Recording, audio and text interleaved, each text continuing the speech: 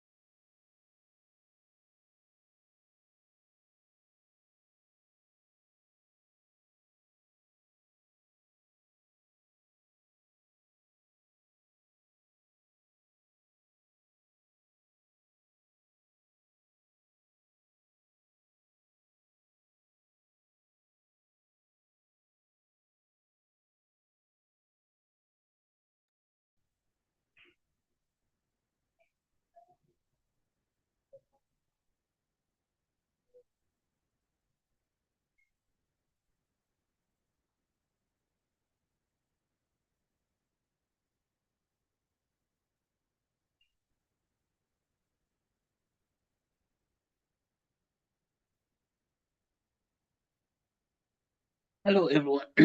we can get started. Is Glory here? Hi, Frida. You see Glory?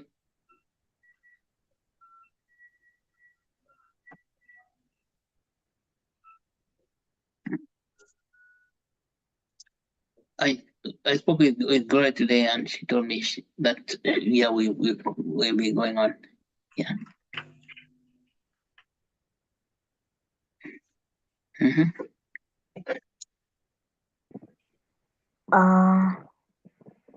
No, Gloria is not yet here.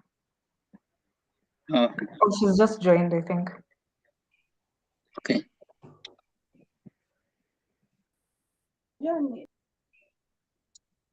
Hello, sorry, I had network problems. I'm sorry. Good evening, everyone, and welcome to today's health access session. Hello, someone confirm whether you can hear me, please. Yeah, we can hear you, Glory. Yes. Yes, go ahead. Mm-hmm. Yes, sorry. So,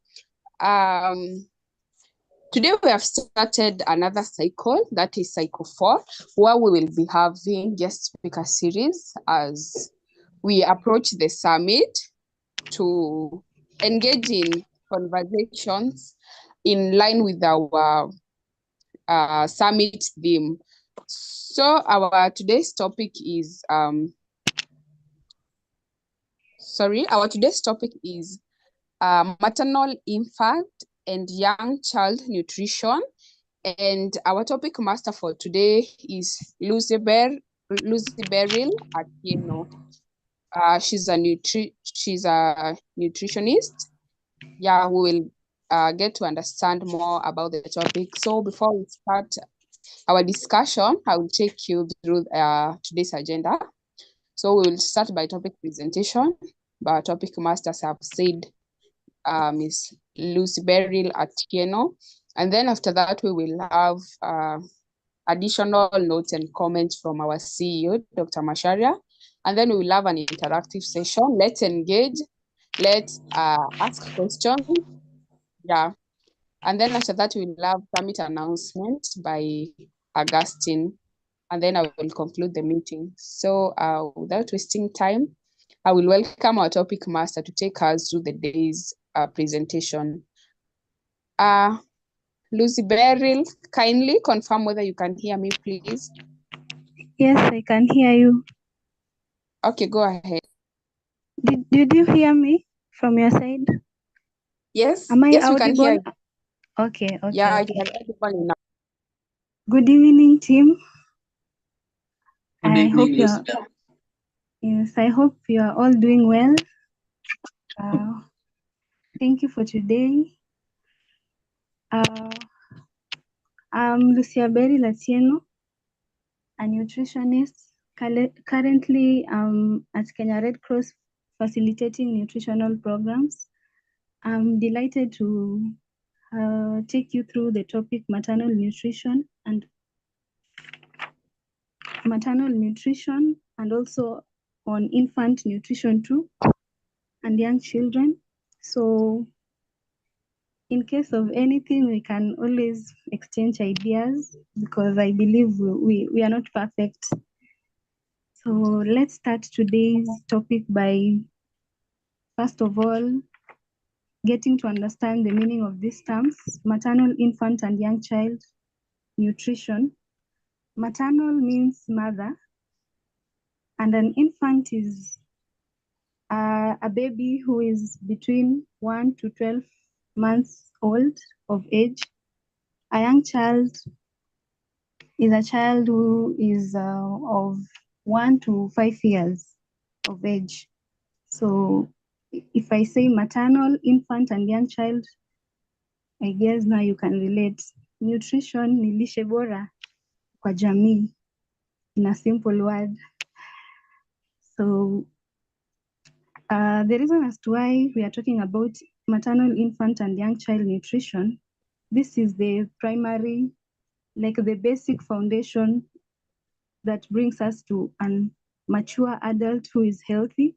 So if we begin with a good foundation immediately from conception all the way to birth, all the way to the baby's growth, it becomes a very good thing, because if there's someone who is monitoring you, including us, the nutritionists, the clinicians, monitoring the child's development, then it becomes good because the child will develop into an adult who is healthier.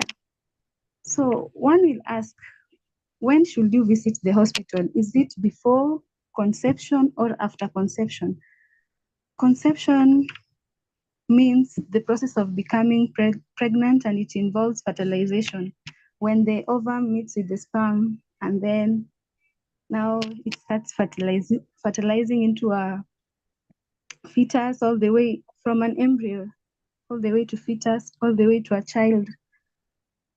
So that is conception, the process of becoming pregnant.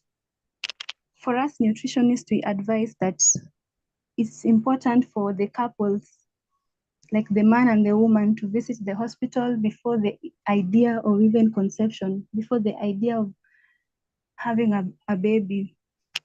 The importance of this is because, number one, once the couple visits the nutritionist or the clinician, first of all, we do nutritional assessments. And here we get to evaluate the dietary habits and identify deficiencies that is both in the partners, that is the man and the woman. So the earlier we identify these deficiencies, the earlier we are able to cope up with the situation as we prepare for pregnancy. We advise the couples on how they're supposed to have a how do I call it, a well pregnancy journey, from how they will describe to us their dietary habits and patterns. And number two, we are also able to look at the weight management of the clients, that is the woman and the man, because we know that overweight or underweight can lead to infertility. So that is why we advise the couples to visit the hospital immediately so that they can be able to be checked, their weight, their BMIs. When I speak of BMI, I hope everyone is on the same page with me. BMI is body mass index. So for a normal BMI, we need 24, of which that is normal. So if you are anything less than that, then we say that you are underweight. If you are anything above that, then you are obese or overweight. So we check on the weights, and also again we get to see if there are any chronic conditions between the couples. That is, we know that when you visit the hospital, they check the vitals, they check any genetic, if there's any historical, how do I call it? Like if there's any underlying disease or condition that you have been battling since birth, then we are able to identify them as early as that. If maybe you are diabetic, hypertensive, we identify them, and the earlier we identify them, the earlier we are able to manage them, even when you are preparing for pregnancy and even during pregnancy journey. So another number 4 reason as to why we advise the couples to visit the hospital before they think of conception is so that you can be able to educate them.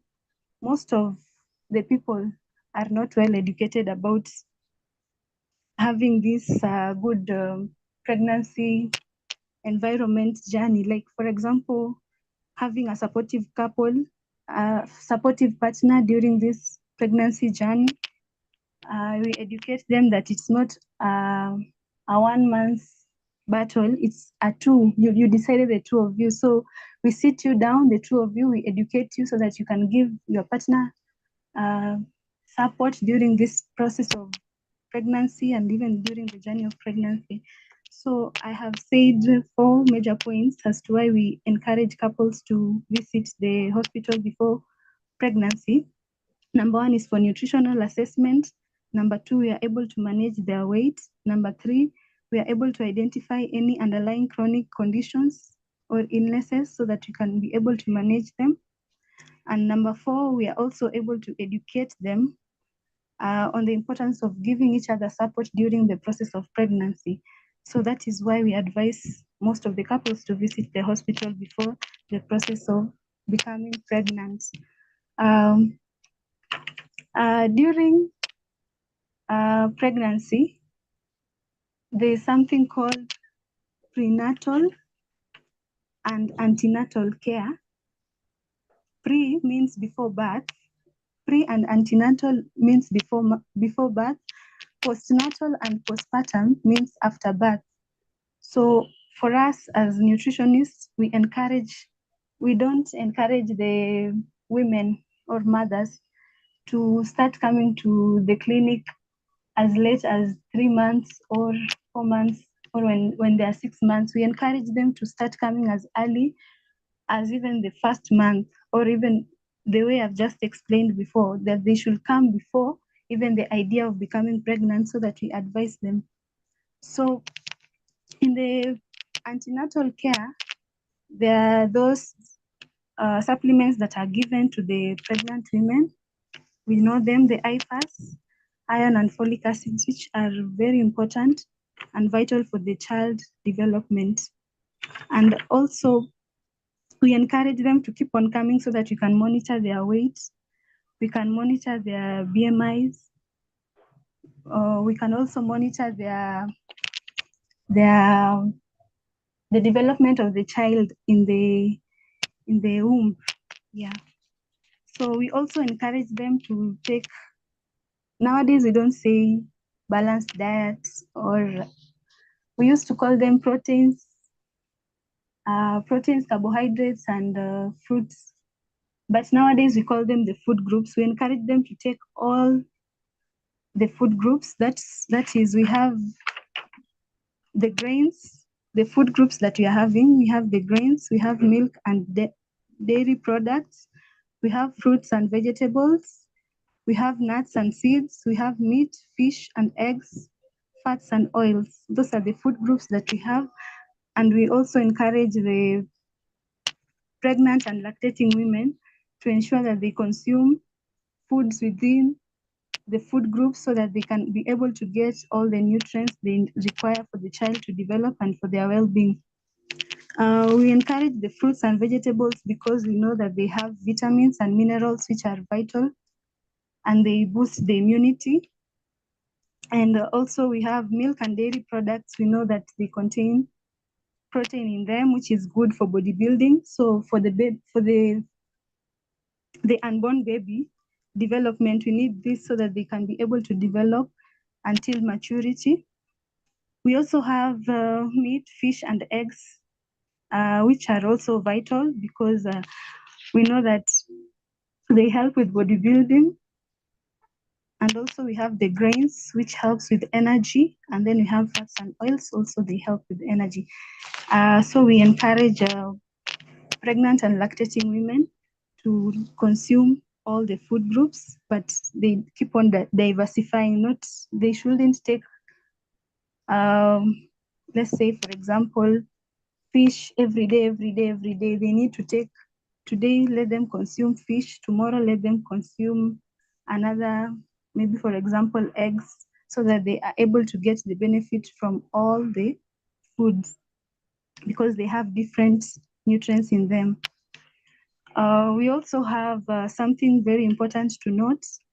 During pregnancy, we encourage the pregnant women to at least take 5 meals in a day. That is 3 main meals and 2 snacks.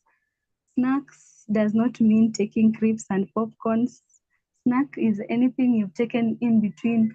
For example, if you took your breakfast at 7 a.m., being your main meal, and you started at 7 a.m. and you took your breakfast, so anything you'll take between 7 a.m. and 12.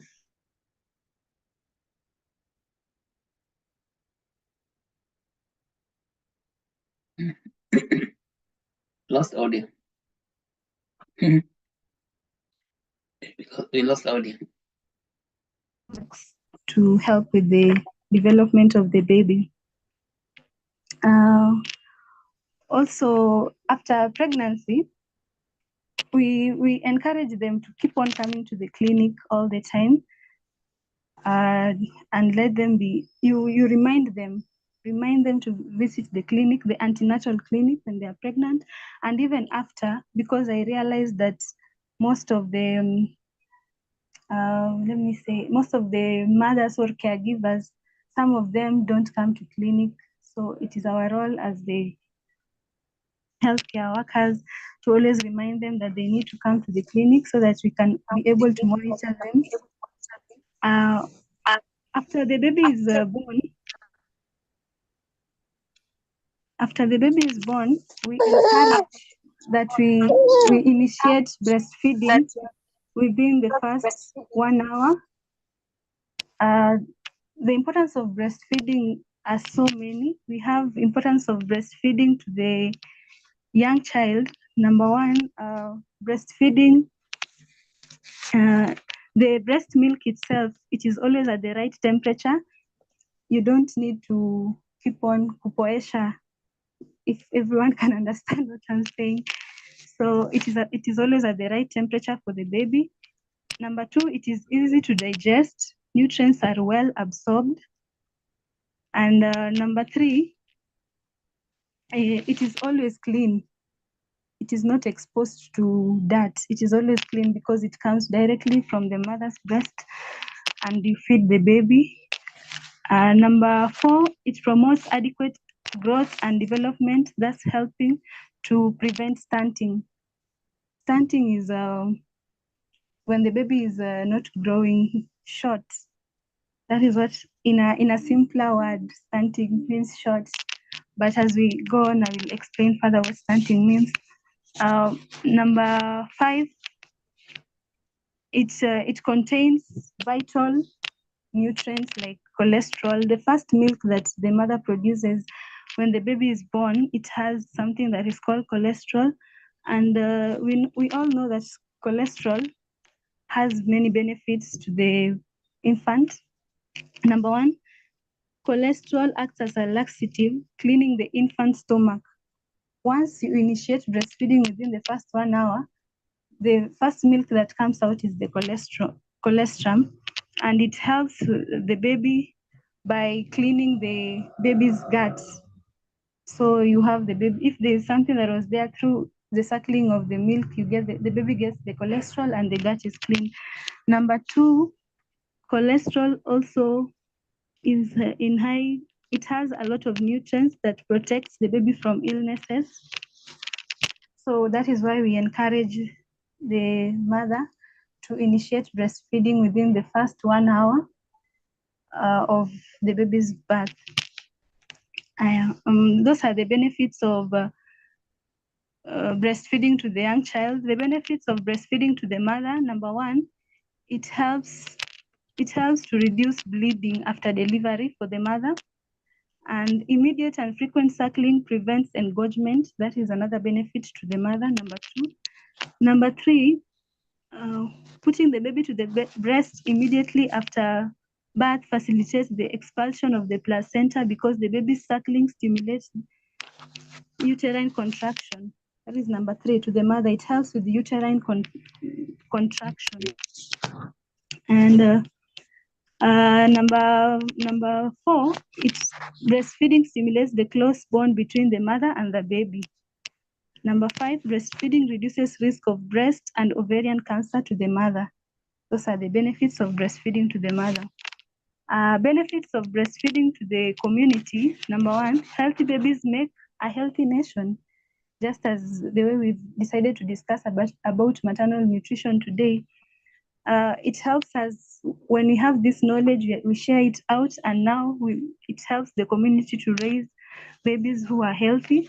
Number 2, to the benefits of breastfeeding to the community: savings are made in healthcare delivery because the number of childhood illnesses are reduced, leading to decreased expenses. This one means that the money that was supposed to be used to take the child to the hospital because they were not breastfed, you save on that money because you initiate breastfeeding immediately within the first 1 hour, and thus the baby his or her development becomes healthier, and then you reduce the expenses for going to the hospital.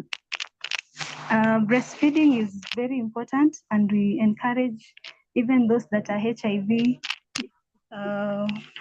those caregivers who are HIV, we still encourage them to keep on breastfeeding their children because breast milk is vital for their babies. And if there is any question that most of the people ask, if I breastfeed my child and I'm HIV AIDS positive, does it mean my child will be infected? No, because the moment we encourage them to keep on breastfeeding and still take their antiretrovirus drugs and for them and for their child. And we keep on monitoring them so that there is no that cross infection. Sorry. Also, breastfeeding is important because I have spoke about the engorgement. That means that if we breastfeed our children the right way, we as the mothers we will not how do I put it? We will not come across breast engorgement, which sometimes is so painful because we get to release the milk comes out, that the milk let down. There's always the continuous milk let down because you're breastfeeding. So you get your breasts are free, and then they are not engorged. So we encourage our mothers to keep on breastfeeding so that they are not faced by these conditions of the breast.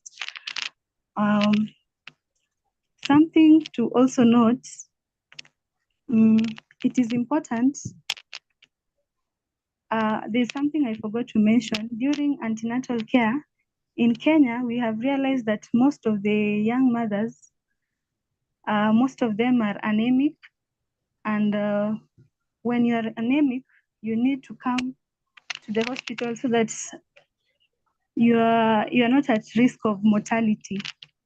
Because when you are pregnant and you are anemic, it means anemia, it's iron deficiency. You have, your blood is very low, so it means when you have another being growing inside you, it means you'll have challenges. So we have realized that in Kenya, most of the women are anemic, and so we encourage them to come for antenatal care so that we reduce the risk of complication for postpartum bleeding and mortality, and also for the child, premature birth.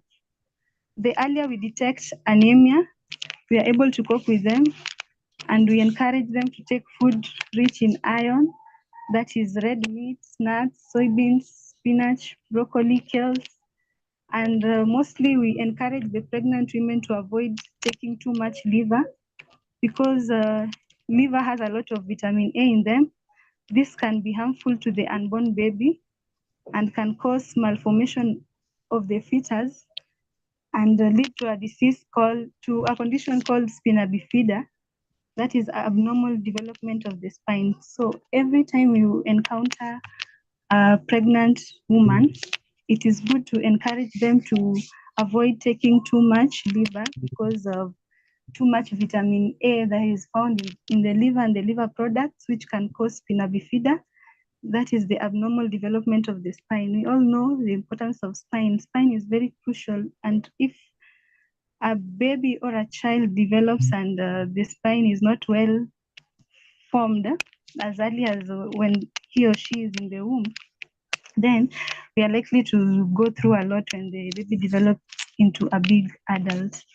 So we encourage most of these anemic women to take food rich in iron. And also, we also know that vitamin C helps to promote iron absorption. So you can also encourage them to take foods that are rich in vitamin C when they are consuming. For example, if you cook spinach, spinach is rich in iron. If you cook spinach, you can take spinach with the ugali, and then later on take your fruit, that is an orange, that is, it contains vitamin C, so that it can help with the iron absorption. And also something else to just take to note, it's also pregnant women have, some of them have encountered iron deficiency, and in lactating mother, it leads to reduced mental capacity, poor physical performance, increased fatigue, and also causes goiter. So if we consume sources of iodine, that is foods rich in iodine, like fish, shrimps, and seafoods, dairy products, we have yogurts, milk, cheese, and eggs, then we are able to overcome iron deficiency in pregnant women. And that means that our children will not suffer from brain damage and cognitive malformation, which mostly these ones are irreversible. So once we cater for all this, that is why it is important to come for the antenatal clinic so that the nutritionist can handle all these cases to avoid future complications. Again, something to note, during breastfeeding, there are some lactating women who opt for expressing their milk instead of giving their children directly. There are only some situations that we encourage them to express. That is, if they have wounds. Is it mastitis? When we have a lot of wounds within the areola, and this is caused mostly because of poor attachment of the child on the breast, mother's breast.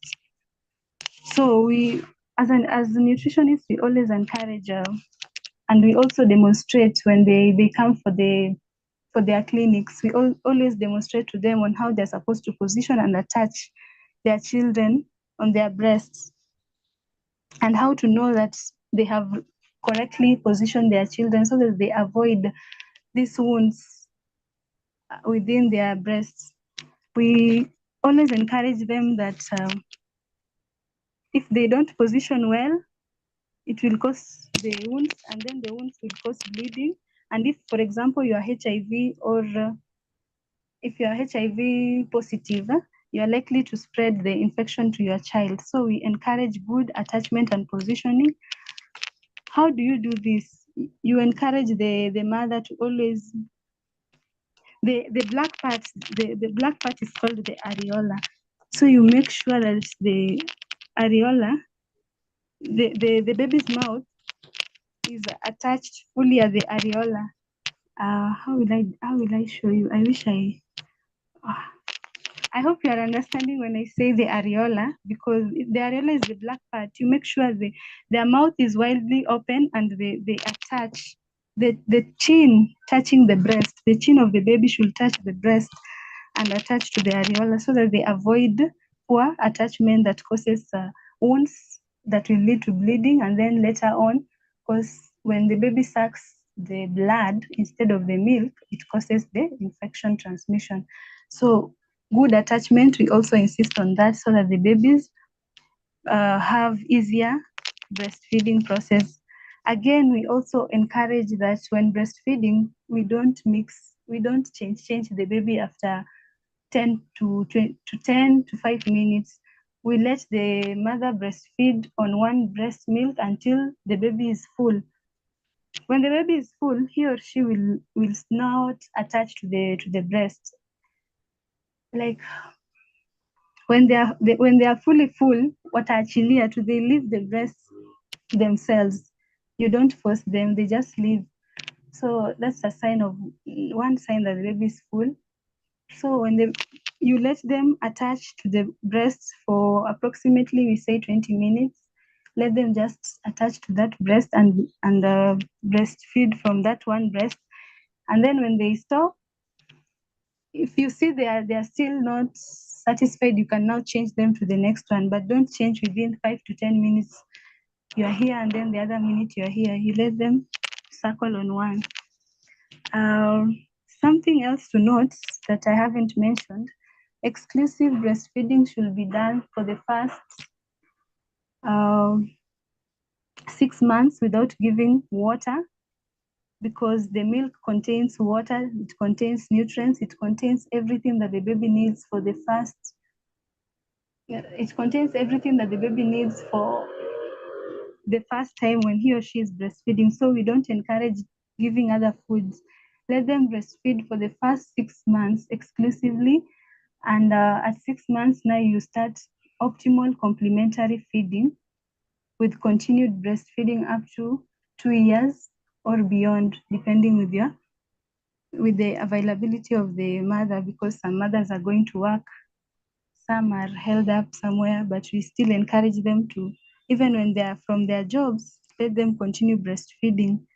They can also express, and there are factors to consider when expressing the milk. Number one, first of all, when you express it in a cleaner. You wash the breast, you wash your hands, you clean your hands, you wash the breast, or you wipe it. Again, now you express. After expressing, you don't just expose it like that. You can cover it, and it can stay at room temperature for 8 hours, in the fridge for 24 hours, in the freezer for up to 1 month.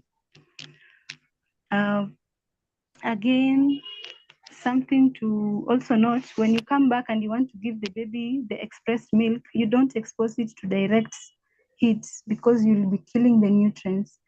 You boil water, and then now you take the boiled water and the jar or the cup with the expressed breast milk, and then now you you insert it inside so that it can be looked warm, and then you feed it to your baby. Again, something to mention is during breastfeeding, it is important to, as a caregiver or as a mother, always frequently you take fluids so that you have continuous milk let down, because especially I have noticed that most of the mothers, once their babies get to 7 months, they start saying that, oh, the milk is not coming out, oh, the milk is not coming out. So we should always remind them that they need to take more fluids, and also take the food groups that I mentioned earlier when we were starting, to ensure that they are not starving themselves, because when you starve yourself, it means that the baby is not going to get something to breastfeed. So you make sure you take at least 3 meals and 2 snacks, and frequent intake of fluids to ensure that the baby gets enough milk.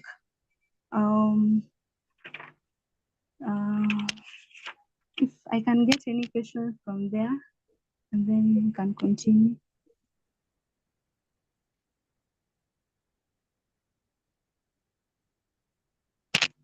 Hello. Do you have questions? Yeah, Maxi, Glory. Hello, Lucy. Maybe you can go ahead and then they can ask questions later after. Okay.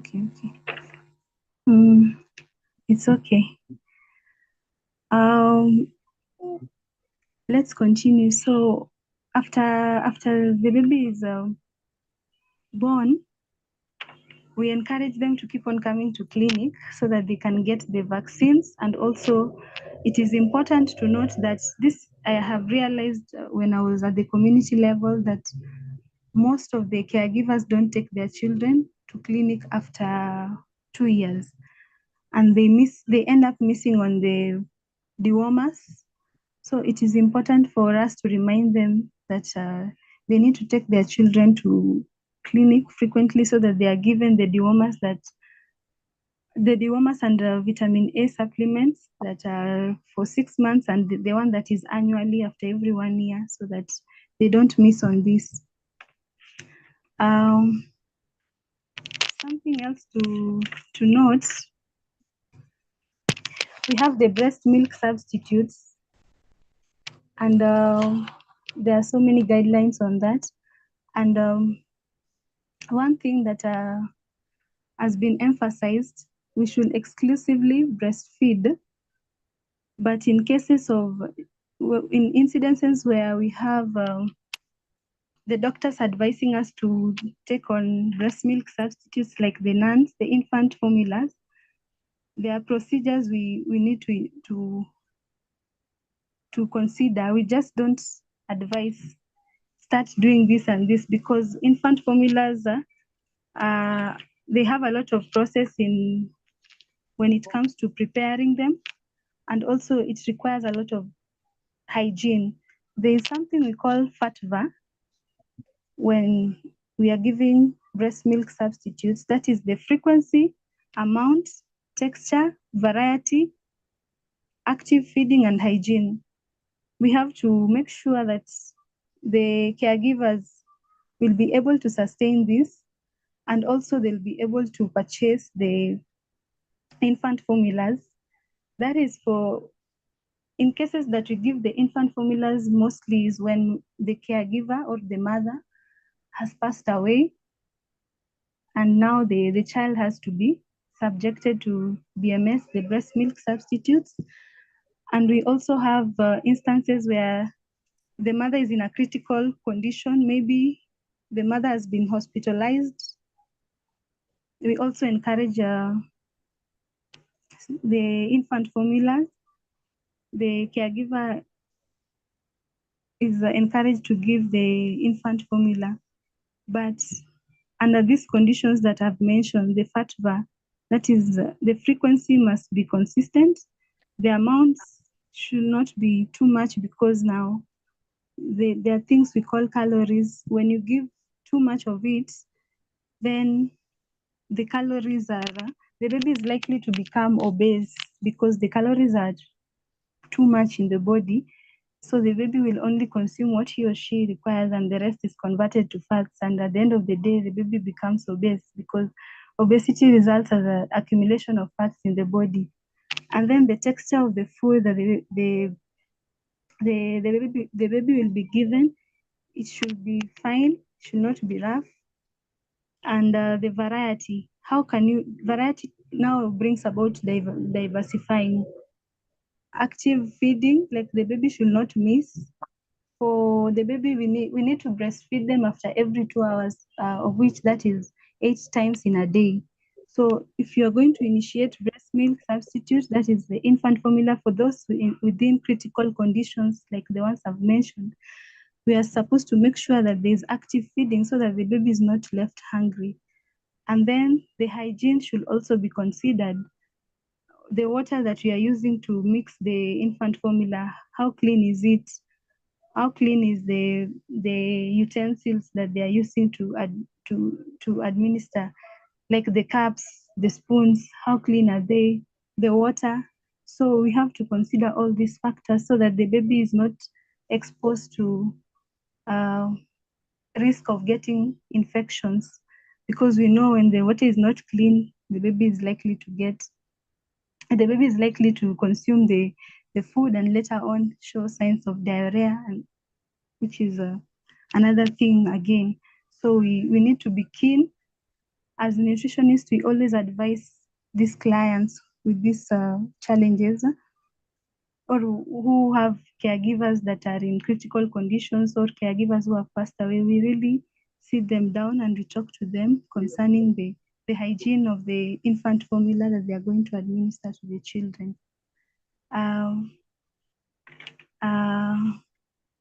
What else? Just as I've said, we should always encourage even those that are HIV/AIDS positive, that they should continue breastfeeding and continue taking their antiretrovirus, and also for their children too, so that the baby gets the adequate nutrients for optimal growth. And also the breast milk, which we've said, it contains a lot of nutrients in it.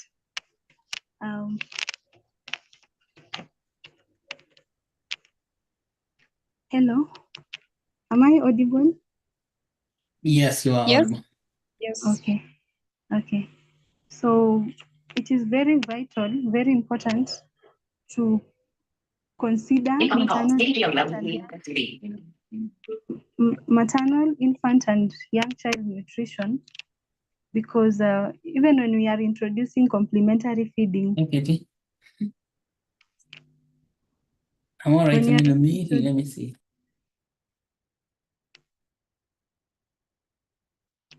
when you are introducing complementary feeding at 6 months, you don't start with introducing too many. For example, if you're going to prepare porridge, you don't add so many other, for example, when you're adding groundnuts, you're adding, what else? They add groundnuts, they add the duma. You put too many grains.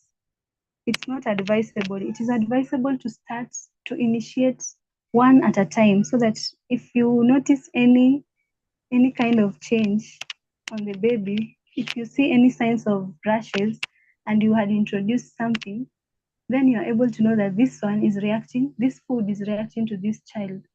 So you stop it and use another alternative. It is advisable when starting complementary feeding, you introduce gradual, slow by slow, one food at a time. Don't mix like 3 in 1 or 4 in 1. At least introduce one at a time so that you see how the baby absorbs it, and the feedback the baby will show the response. If it's a positive one, you continue with that. If it's something that is causing allergies, rashes, you stop on that and introduce another alternative. So it is important to note during complementary feeding, that is where most of the caregivers mess. They introduce too much, and then at the end of the day, the child starts becoming obese. And again, something I've noted at the community level is that most of the caregivers, in as much as we advise them to exclusively breastfeed for the first 6 months, most of them start introducing, complementing their children at the age of 4 months and 5 months. But when they come for their clinic, they will tell you that they haven't yet started introducing other foods. So it is always important to keep on questioning them. And also through the growth monitoring track, you're able to realize that there's something fishy from the graphs and all that you're able to monitor. So it is important to encourage them to continue breastfeeding exclusively for the first 6 months and start complementary feeding at 6 months to beyond and continue breastfeeding. Let them not initiate complementary feeding as early as 4 months or 5 months. No, it will affect the baby's system because the organs have not yet fully developed to digest some foods, which can later on cause obesity or other complications with the liver and all that. So one food at a time, but this one complementary feeding is as early. It should be initiated at the 6 month. When the baby is 6 months, when the baby has celebrated their 6th birthday, 6-month birthday, that is when they start now the complementary feeding. Well, something that I have left out. When introducing complementary feeding, I've also left this out. You should encourage the mothers to also give water so that the baby is not constipated, to help with the bowel movement. After feeding the baby, let them relax for 10 minutes and then give lukewarm water. And then now, when the baby has relaxed, they can still breastfeed when they are doing complementary feeding at the same time. That is after 6 months.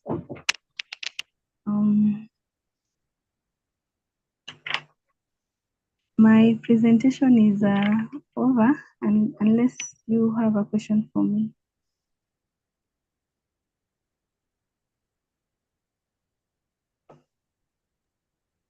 So thank you so much, Beryl, for that powerful presentation.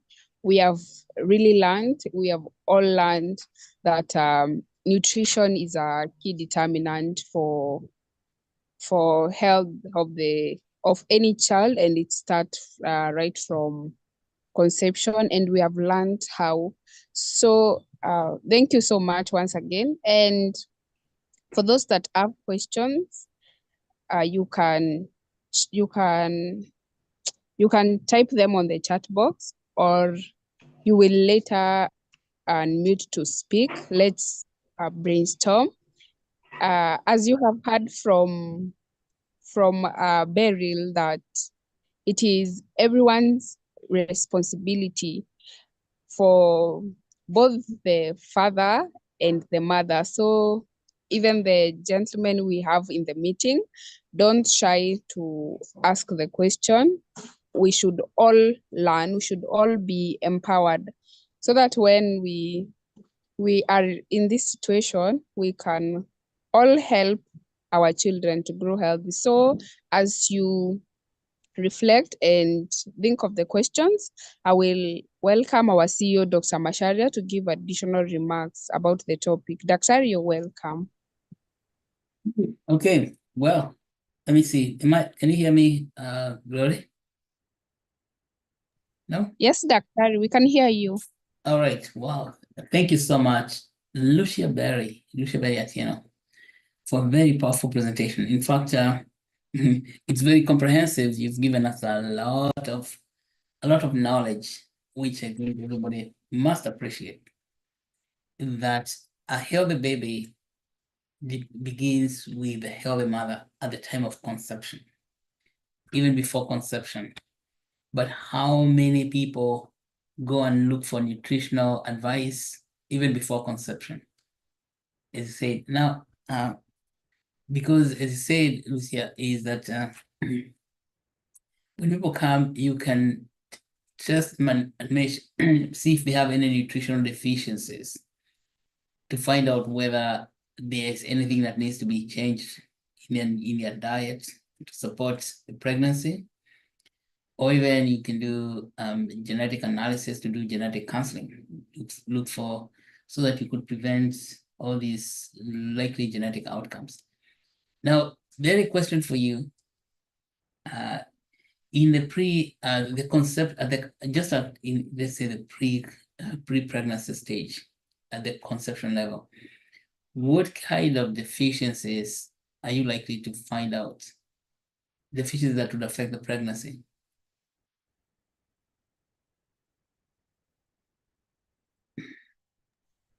Lucia. Yes. Hello, Okay. Brandon. Yes. Tell us. Deficiencies in pre-conception. Yes. Okay. We usually have like diabetes. We have diabetes. If we have diabetes, Mm. diabetes ni ugonjwa wa sukari. Yes. So if you have diabetes, we check it out so that we are able to regulate the sugar. We balance your sugar levels considering what you consume. You speak to us, you tell us like a 24-hour dietary recall, and then now we are able to learn this patient, or we can also use the diary.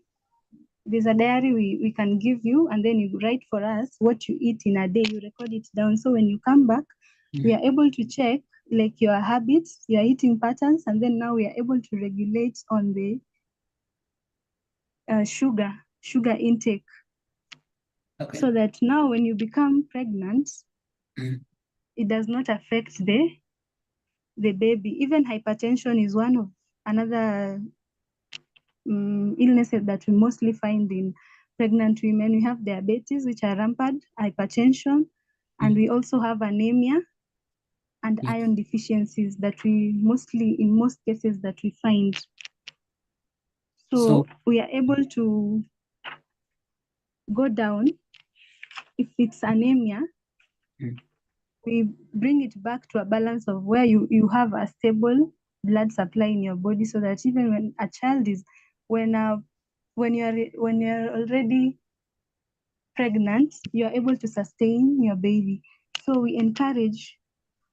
we mostly encourage you to consume food rich in iron. That is for the anemia patient. And we even write down for you like a menu on what you're supposed to take and how you're supposed to regulate each and everything, so that you come back to balance, so that you can be able to carry your pregnancy successfully. But in most cases, we find anemia, and we have diabetes, we have hypertension, and iodine deficiency. Those are the ones that I've seen appear frequently. Okay. Yeah. Now, do you notice much difference between people living in the rural areas and the people in the city? For example, because in terms of distribution of these diseases, tell us about your experience looking at people in the rural communities and in the urban communities. Okay. In the rural community, I haven't been there too much, but I have been here in the urban. But what I've heard from what I've shared with the other nutritionists, it's that in the urban we have, because people are exposed to so many, we have KFCs, we have we can easily we have accessibility to these junk foods. Yeah. Let me put it that way. Yeah, we have easy accessibility to junk food compared to the rural areas. Yeah. So we find it very difficult sometimes to advise pregnant and lactating women in urban compared to those in rural, because in urban you'll tell them do this, but the next minute you'll find them taking highly processed food somewhere because they are easily accessible to them. But Yeah. now in the rural area, they don't have access to this highly processed food in as much as it is in the urban areas. So when we tell them take fruits, they have them in their shambas. Yes. They easily consume them. Take this, they will consume them. Take viazi, take nduma, it is rich in this vitamin. They will easily consume them. So something that I've noted that has been a challenge is that advising pregnant and lactating women to consume a healthy diet here in urban area is really difficult. But now we need to keep on reminding them. We are not supposed to get tired of reminding them on choosing healthy dietary diet for their baby to develop in a right way, for them to develop in a right way that is healthy. We keep on reminding them in as much as these things are highly accessible. We also show them the dangers of taking junk food. It can lead to hypertension. It can lead to diabetes. It can cause heart attack diseases because of the deposition of the sugars and the fats at the artery, leading to maybe heart attack, heart failures. We continue reminding them in as much as these things are available to them. We continue reminding them. That is why we encourage them to come for the antenatal, and even after they have given birth, let them come to these clinics, because we usually have like a health talk before starting a service or before starting to check up on them. We sit them down together, we talk to them about healthy eating habits. We advise them, we tell them the dangers of taking these junk foods, we tell them the dangers of consuming these highly processed foods. And we also we show them, we demonstrate through pictures. And even there are some clients who have, they are already suffering that, and now they are able to speak out and say, yes, it is true what Daktari is saying, these things happen. So the only thing that we keep on doing is reminding them and encouraging them to avoid them and consume healthy foods, which are, people say they are expensive and they are not expensive. It's just a mentality.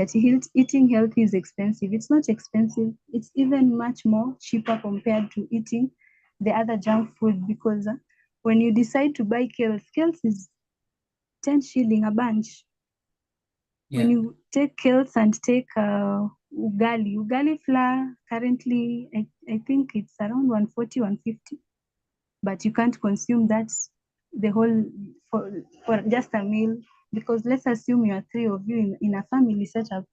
You can consume that one. Is it the bigger one? You can consume it for 3 meals. You don't need a whole bigger ugali. You just need a small size, the size of your fist.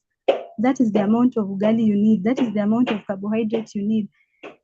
So the thing we keep on reminding them is for them to remove the mentality of eating cheap, eating healthy food is expensive. We give them demonstrations. We even have PD That is a program that was introduced, I think, late last year, PD where these women who are breastfeeding and lactating, they come, we cook together. They bring the food, we cook together, a healthy diet, we prepare a healthy diet together with them, and we eat together with their children and they breastfeed. Those that are doing complementary, feed their children there and continue breastfeeding. Like we demonstrate, we thank the government for some programs that they're introducing, like the PD Health. You can research on that. It's the PD Health, something that was introduced last year to help with the feeding of the of the young children who are now doing complementary feeding. So we demonstrate to them how this food is prepared, and we buy them. We go with them to the market, we choose them, and they come to realize that eating healthy is not expensive. It's just a mentality. And that is true. Did you call the program Feeding PD Heart? How do you Yeah, spell that? PD Heart. F-E-E-D? PD, capital P, D, and Oh. then PD hat. PD. H, it's capital P, capital D, then H, ART, PD hat. Oh, what does that mean, PD hat? Is that an acronym for something? No, it's just the name of the how do I put it? It's just the Program. name like any other, yeah. But Okay. now the people, the community, it involves the community. They come together. Yeah. They go using the I don't know if you've heard of community health promoters. Yeah, I've heard of them. Yes. Yeah, the community health promoters go with the caregivers to the market. They select food on their own. Yes. And then now they come back to the facility and then they prepare this food together. And they have realized that it is not expensive. They just buy the simple things that are found within the market. And then now they come and they include the food groups that we discussed about. Yeah. It can either be grains, milk and dairy products, fruits, vegetables, nuts and seeds, meat, fish and eggs, fats and oils. They buy all that. They make sure that they have cut across all the food groups. They come together, they prepare the food, and they give them to the children who are doing complementary feeding, especially for those that are moderately acute malnourished. They are given this kind of food. So it helps boost their immunity and also helps them develop into a healthy child that the community wants. It's something that was introduced late last year, around October. Yes. And most of the public hospitals have adopted it, and it's very helpful. That's very good. I think this thing about people not cooking, wanting the fast food, is really not because they think it's cheaper. They just don't want to cook. And you can see how the culture has developed that if you're coming out of high school and you get used to fast foods, particularly in the urban area, then they young women, they're still eating fast food, and then boom, they want to have babies. And then they continue doing fast food. Now let me tell you, if you're a young woman, you want to have baby, forget fast food, okay? As we advise. We advise by Lucia here, forget fast food, it's not for you. That is for teenagers because they want to grow big cheeks by eating potato chips. All right. And of course, they want to feel good by going to KFC and saying they're eating KFC. But when you become a mother, it's serious business. Motherhood is serious business. Yes. Not for fast foods. Fast food is not cheap, by the way, it's expensive. But then there's something called laziness about cooking.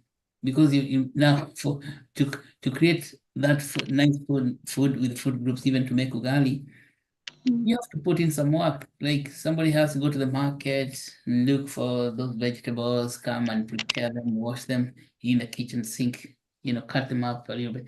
That takes a lot of work preparing the food. And then when going to KFC, you just go get a bag of potato chips, come home and eat. Sometimes you don't even go there. KFC will deliver the food for you with Uber Feeds. Yeah, so we don't want shortcuts to life. So that's the message here. No shortcut to life. Stick to cooking your own food. That's the best diet. Cook your own food way. You go to the market. And it's great that now the government has introduced this program for educating people about the importance of cooking your own food. And of course, gathering the food before you cook it in the marketplace. So the other question, there's so many questions, but I think we can have this conversation again in the future. But I think it's very, very educative. This is very important work you're doing, even educating the people.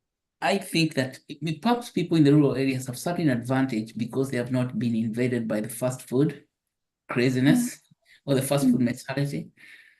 But then they may also not have access to education, nutritional education. Now, if somebody lives in a certain village, how does that person gain access to this knowledge that you've given us? Okay. That's a very good question. we encourage, okay, most of us, even we here, we Yeah. only visit the hospital when we are sick, Yes, right? that is And true. mostly, yeah, we encourage, don't just sit like 1 year without even visiting a hospital.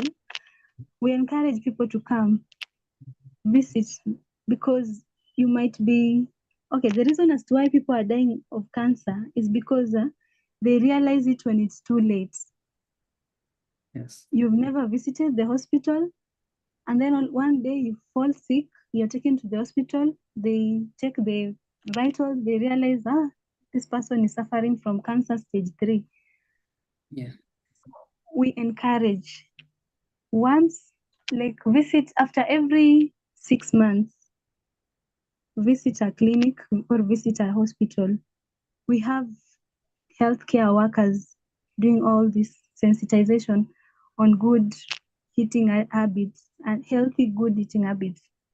So once you are there, you'll come across community health workers. They will talk to you, they will educate you. And again, we have the government has introduced a certain sector where we have community health promoters, the people we call the CHPs. The CHPs, their work is to sensitize the community, especially at the household levels. So we educate the CHPs, and then they take the message at household level. It is happening everywhere, even at the villages, in the rural centers. We have CHPs everywhere in Kenya. Oh, that's great. So So you are saying, let's clarify this. The CHPs, yeah, people yeah, who are they are connected to the local health center, but they will leave the local health center and go to somebody's home. They yes, don't at the visit. household. Yes, They don't they home go to visit. the household, Mhm. and also they have these bags. They have bags with them that contains the BP machine. They have even the glucometers. They Yeah. have the bags has like everything. So these people who don't frequently visit the hospital, they Yeah. are found at their household level. Like every CHP has like 100 households. So Okay. it is their responsibility to work in every household, and even identify caregivers or even children who are malnourished, and they refer them to the hospital. That is something also the government has done that is good, and we appreciate, because we health workers cannot do that, but we have the CHPs who can identify. We educate them, we sit them down, we educate them at the facility, and then now their work is to convey the information to the respective households. And they even take the vitals, the weight, the height, and the mark for the under 5 children, the BMIs, they measure all that, even the BP and the diabetes, they also do all that. So if they find you have any condition, they refer you to the facility where now further treatment is done. So that is done through the Ministry of Health. It's Yes, coordinated, and also, and then county governments. The the CHPs CHPs. are like the ward level, in the Yes, sub-county. yes, yes, So what you say that, so like one ward would have a certain number of CHPs. yes. Each one of them has got about 100 100 households. Yeah, households. Okay. yeah. Yeah, that's So, highly. Now, who was that? Mr. Root organizing that? no, it began way back, I think before Ruto. I Okay. think it began with Uhuru. Mr. Uhuru Kenyatta. All right. Yeah, but by then it was not that vocal, but now it is very vocal. Yeah. Yeah, and it is being done at the community level, and especially the CHPs have really identified malnourished children. They have identified people with the hypertension, diabetes, but they were afraid of coming to the facility. They have identified them, and they have referred them to the facility where further treatment has been done, and we appreciate. Okay. Yeah, Yeah, one big challenge now when is now after identifying such diseases yes, is yeah. treatment, like follow-up. Like how do you, some people don't have money Oh, to get to go to the clinic. okay, okay. I get your point. Okay, That's a good currently thing. Huh? I've been working with Kenya Red Cross from last year. Yeah. So So one of the major roles of Kenya Red Cross, we have these other organizations that are partnering with the Ministry of Health. Yes. We have Kenya Red Cross, we have UNICEF, we have Save the Children.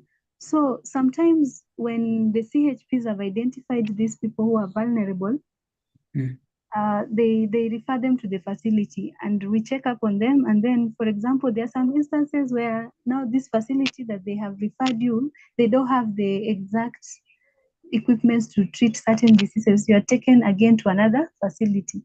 So we've had these other organizations like Saving the Children, UNICEF, and Kenya Red Cross coming through for these critical patients who cannot help themselves out.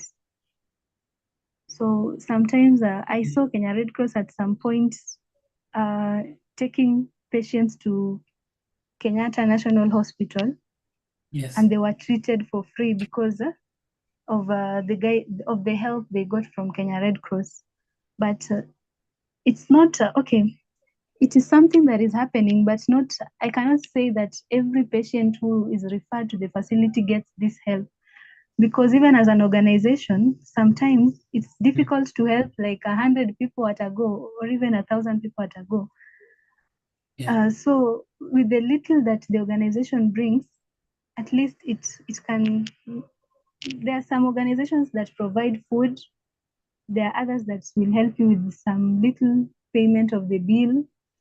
But now we encourage the CHPs to keep on monitoring them, following up on them to ensure that they are not giving up on their health no matter what. They keep on visiting the facility here.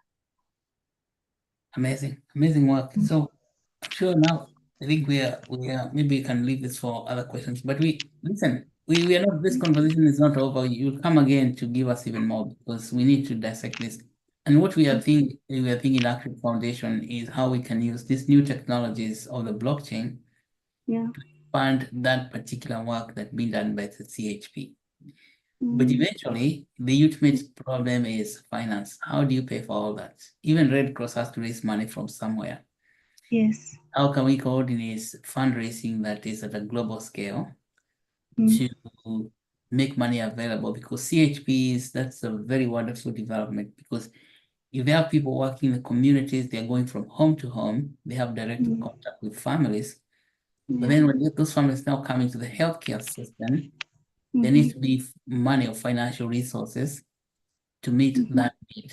And I think the blockchain has got the answer to that. Decentralized finance, and even how we can use decentralized finance to expand that work by the CHPs and getting people care they need, throughout the movement. So anyway, that's a profound conversation for another day. But that's why we wanted you to come here today and talk to us. Thank you, Glory, for organizing this.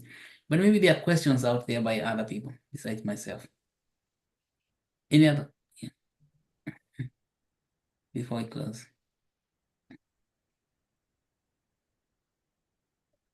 Hey, Glory. Hello, Doc. So, in case you have any question, you can raise your hand to speak or type. Elijah, sorry. Salome says, what about those mothers who are advised not to breastfeed their babies after birth? You say that we talked about BMS. Yeah. Anyway, go ahead. Okay. I guess I want to think that the ladies who are advised not to breastfeed are given these instructions by the doctor, not something they woke up and just say they won't do. Because for a doctor to advise you not to do that, there's something behind that. So, and I also talked about the conditions that maybe, for example, maybe the mother, viral load, maybe the mother is HIV positive and the viral load is high. At some point, they advise you not to breastfeed, but they introduce the BMS, that is the breast milk substitute. in simple word, you call them the infant formula. They introduce that, but they guide you according to how I explained it, the fatava, the frequency, the amount, the texture, the variety, the active feeding, and the hygiene. All those things must be put into consideration.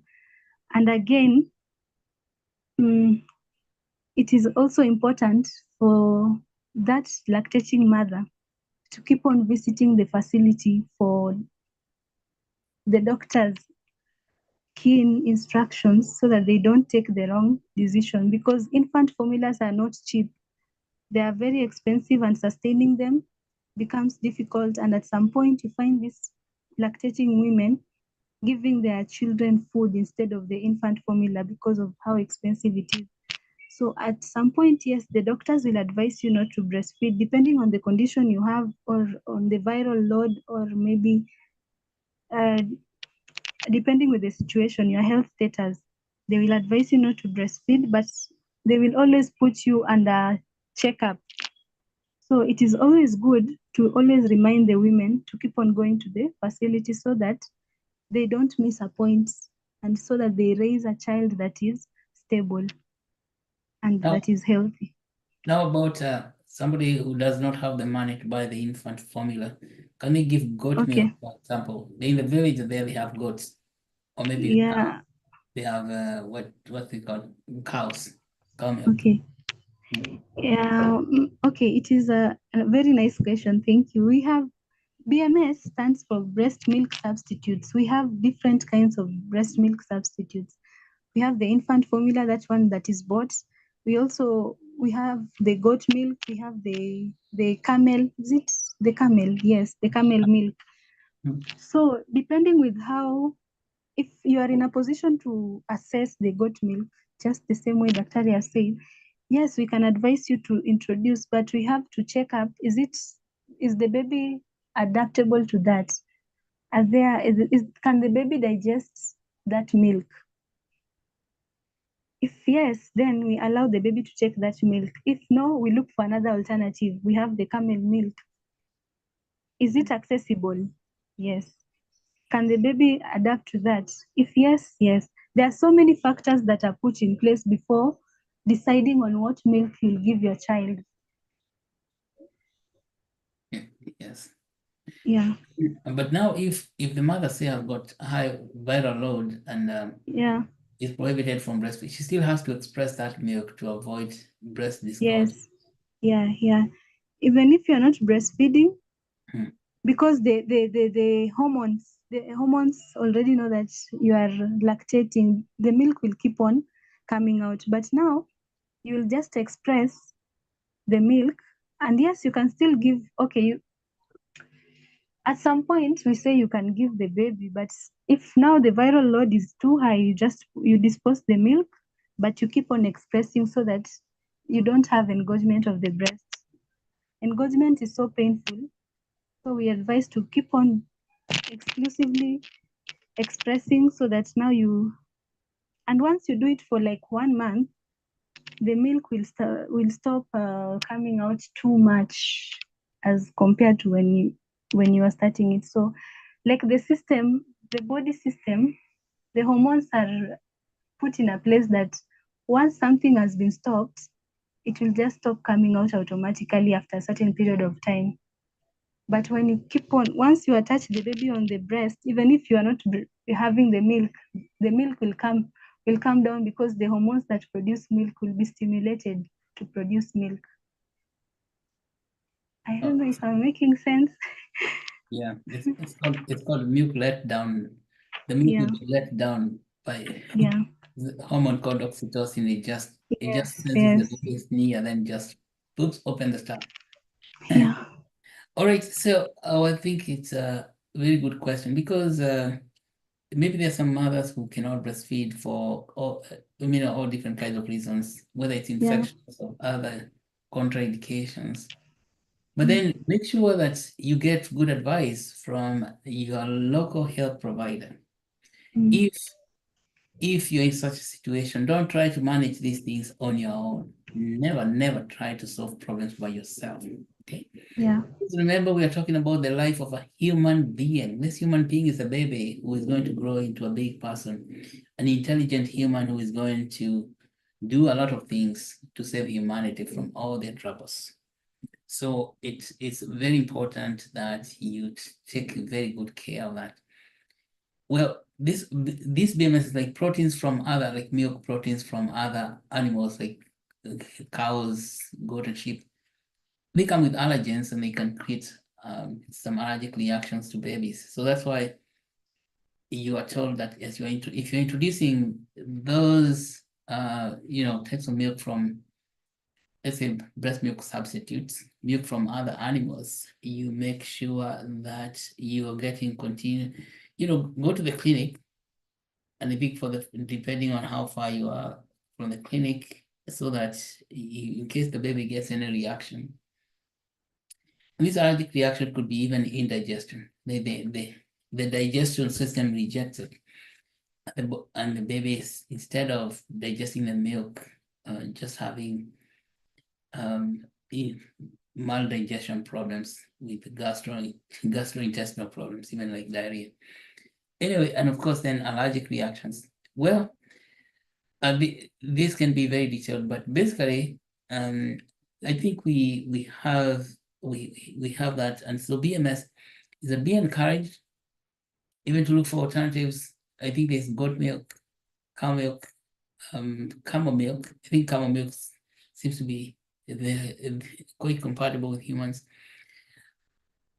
And so just make sure that you get clinical advice from the local nutritionist. And if you have CHPs coming to your area, some people do not know. Let me tell you another thing. Some people do not even have any idea that there are people called CHPs in the community to help them. So that's this lack of awareness. And I think another thing is to make sure that we build awareness so that people do not think that this lady gets pregnant, she thinks she's by herself, she does not have help. But as you've heard, there are community health promoters who are there within your community to help you answer all these healthcare questions. Don't try to answer health questions by yourself. It's very hard. So okay, so that you continue you get continuous learning. All right, I think that's what I would like to add. So anything else, Glory? I don't see any other question on the chat box. Then we can stop. Well, I have to, because somebody was calling me when you were in the meeting. I need to call back and find out what's going on. Okay. Okay, thank you so much to our topic master, and thank you for that powerful presentation once again. We have really learned, and people will get out of this meeting empowered. Yeah, thank you so much. And thank you so much, Daktari, for creating time for this session. And thank you all for joining. So we will continue these conversations until we get to our summit.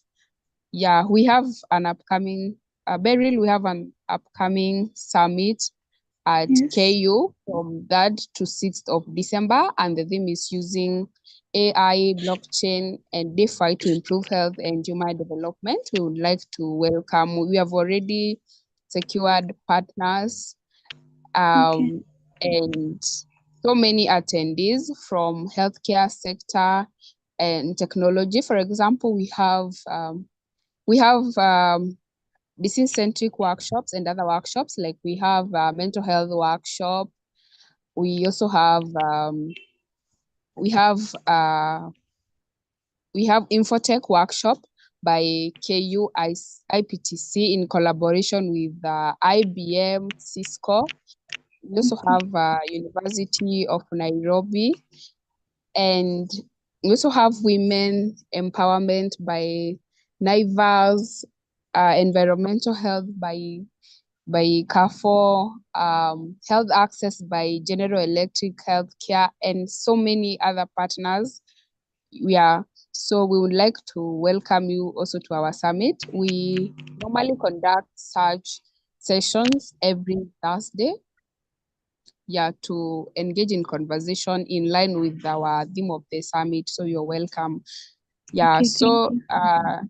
now we are, unless there's any other question, we are almost concluding the meeting. I have shared the attendance form. The chat box, you can fill, and once you fill, you're free to leave. Once again, thank you for attending, and thank you for our topic master. See you next week, time Okay. like now from 8 to 9, and bye. Thank you.